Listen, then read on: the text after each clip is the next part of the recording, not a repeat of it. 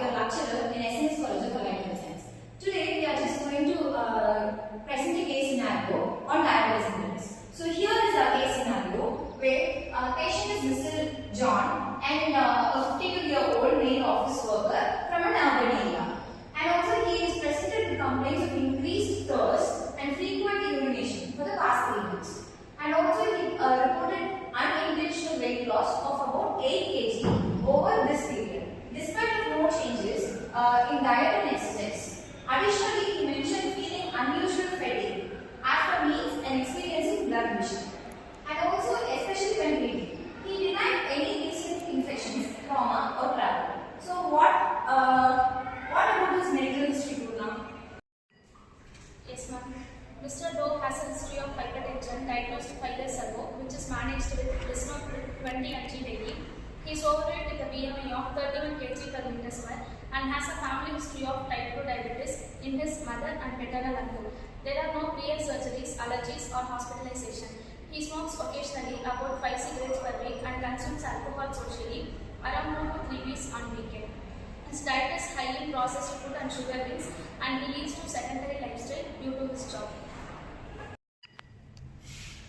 Yes, ma'am. On physical examination, Mr. Doe appeared alert but fatigued. His vital signs include blood pressure of 145 by 90 mmHg, heart rate 80, respiratory rate 16 per minute, and temperature 98.66 Fahrenheit.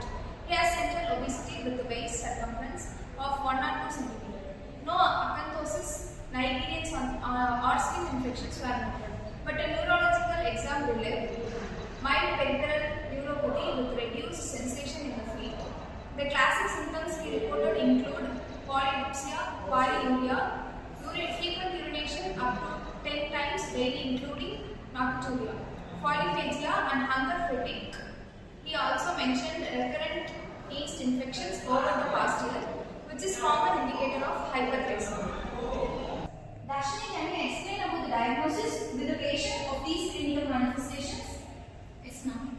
Based on the history and examination, our professional diagnosis was type 2 diabetes mellitus, supported by the extra factors like obesity, family history, and sedentary lifestyle. We consider differentials such as type 1 DM, which is less likely due to his age and absence of ketoacidosis or pediatric diabetes, and secondary causes like Cushing syndrome, but these were ruled out. The diagnosis was confirmed through laboratory investigations. Hari, what are the tests conducted for this diagnosis? Can you explain about it? Yes, ma'am. We conducted several tests. Here is a breakdown. Fast plasma glucose is 142 mg per liter. Normal is less than 100 mg per liter. Diagnostic for DM if 126 mg per liter or higher on 2 patients. Second one, 2 hour oral glucose tolerance test 215 mg per liter. Normal is less than 140 mg per liter. Diagnostic if 200 mg per liter or higher. Third one is HbA1c 7.8%, normal is less than 5.7%, diagnostic if 6.5% or higher. Fourth one is random plasma glucose 198 mg per liter with symptoms, diagnostic if 200 mg per liter or higher. Fifth one is lipid profile, total cholesterol is 220 mg per liter, elevated, normal is less than 200 and LDL 140 mg per liter, high, optimal less than 100 and HDL is 35 mg per liter, low, ideal greater than 40 for men, triglycerides is 180 mg per liter, borderline high, normal less than is 150, indicating dyslipidemia common in DM, and next one is renal function, serum creatine is 1.1 mg per liter normal and GFR 85 ml per minute per 1.73 m square, widely reduced normal greater than 90, suggesting early nephropathy. And next one is urine analysis, trace glucose and no ketones and microalbuminuria at 45 mg per g, creating yearly kidney involvement normal less than 30. And the next one is other tests, TSS 2.5 ml U per L, normal, ruling out thyroid issues, ECG normal and no retinopathy on fundoscopy.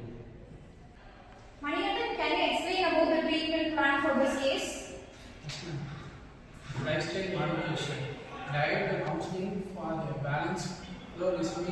exercise diet such as 1800 kcal per day with a 15% carbs from more than we encourage 150 minutes of moderate exercise weekly like brisk walking along with the smoking cessation and alcohol moderation. Pharmacotherapy started metformin 500 mg twice a day as first line therapy for type DM. Titrated to 1000 mg twice daily. Added androstenedione 20 mg daily for dyspnea and cardiovascular risk continue. Isofil for hypertension, which also benefit nephropathy. Monitoring. Home blood glucose check with the targets of fasting 80 to 130 mg per liter and post burner less than 180 mg per liter. HbA1c follow every 3 months, aiming for less than 7%. Communication screening. Annualized exam, food checks and vaccination like flu and pneumococcal education. We taught you about hypoglycemia signs, food care and when to seek emergency help. At 3 months follow is HbA1c equal to 6.5 with 5 kg weight loss. To wrap up, what are the key takeaways from this case, Purna?